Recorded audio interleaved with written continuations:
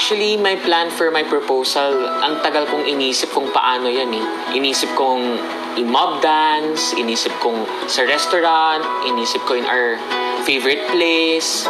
Pero parang madaling isipin ni Jessica kung paano ko gagawin. Ang inisip kong gagawin, parang in line to our business na event styling, may kunwaring ikakasal na magpapabook sa amin. My problem there is, pag nag-work kami ni Jessica, magkasama kami lagi. So, paano yun? Ang ginawa ko na naisip ko is that kukunin siya as makeup artist nung bride, kunwari. Then, i-makeup siya, ako naman sa ceremony na mag-aayos. Naisip ko na October 21 na lang yung proposal ko instead of on our anniversary. Actually, pag October 12, I always surprise her. Every year yan, sinusurprise ko siya. So, parang it will be very obvious na October 12 ang proposal ko. Where in fact, minsan sinasabi ko na mag-propose ako this year. So, naisip ko na October 21 para medyo malayo from our anniversary rin. And sa beach, kasi parang very peaceful dun eh. Yung, di ba, parang very calm lahat. Very peaceful.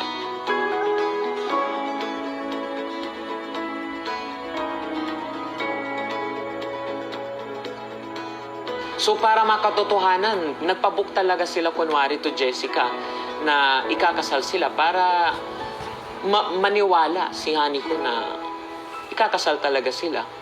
Ang daming ang sinabi ni Jessica, like talagang naloko namin siya. After nun, nag-down payment, talagang parang totoo talaga. Like really, she is really our client.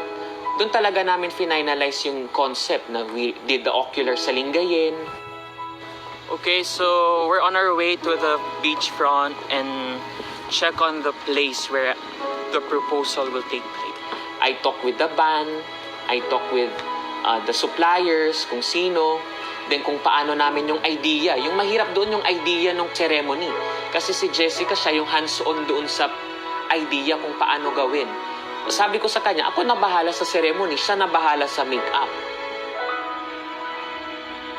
Yung permission parang medyo matagal na yun na I was able to tell her family na we will get married.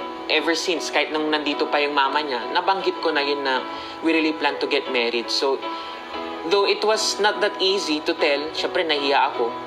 But then, nakita nila na how I love Jessica. Parang nung talagang pinaalam ko talaga na I'm really getting married. So, what I did is to call them through Messenger and Skype. So yun, pinaalam ko sila. I told them my plans for Jessica. Then, binigay naman nila yung blessing sa akin na wholeheartedly.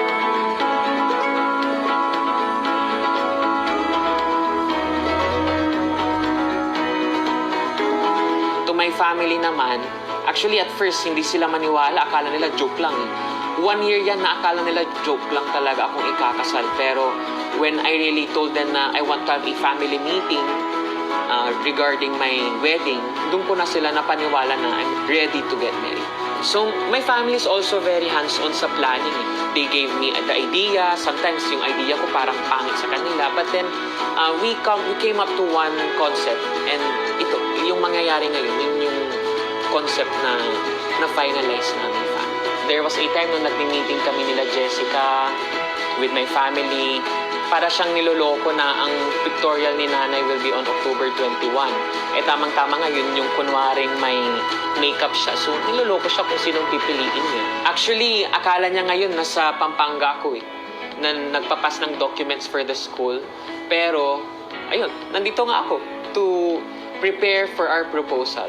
Ang dami kong kasinungalingan to her Akala niya nasa Pampanga ako, like now, akala niya nasa school ako. Pero yun, nasa Lingayen kami, nag-ocular. Akala niya may faculty meeting ako. Pero, yun, kausap ko yung mga suppliers for my proposal.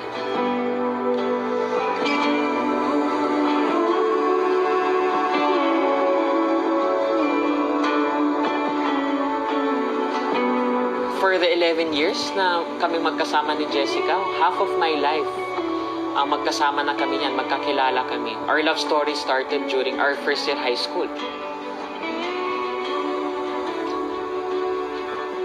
Po namin siya.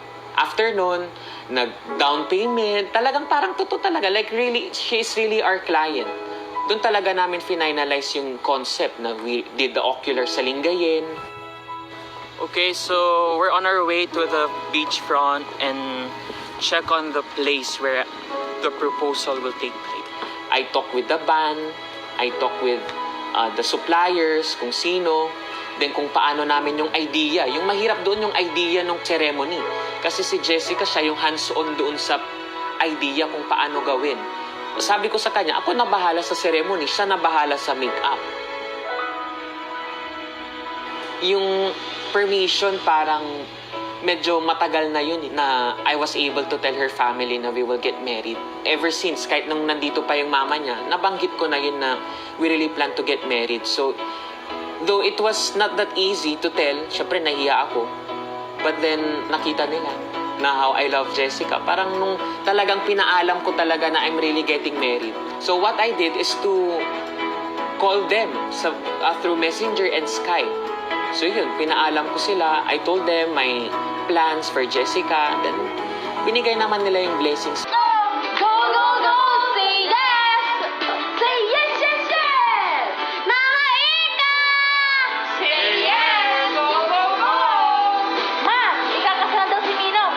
Say yes! Go, go, go! Jay! Say yes! Look, what can you hear? Wedding bells. Wedding bells? Go, go, go! Say yes!